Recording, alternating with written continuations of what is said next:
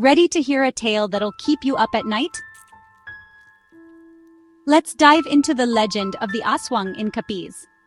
Ang kwento ng aswang sa Capiz ay hindi basta-basta alamat. Ito ay isang babala.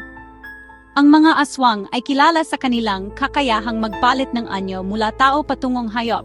Kadalasan ay baboy o aso. Sila'y mapanganib, lalo na't gabi, at may pagnanasa sa dugo ng tao. Isang gabi, isang bata ang nawala.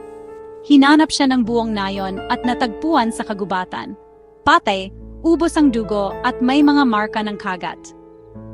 Lahat ay alam, aswang ang may gawa nito. Isa sa pinakasikat na kwento ay tungkol kay Aling Juana. Sa araw, siya'y isang magandang babae sa nayon.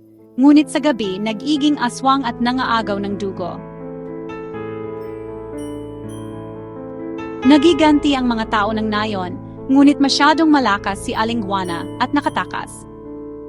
Ang kwento ni Aling Juana ay isang babala mag-ingat sa dilim at huwag pagkatiwalaan ang mga aswang. Kaya't kung ikaw ay nasa Capiz, tandaan ang mga aswang ay laging nagmamasid.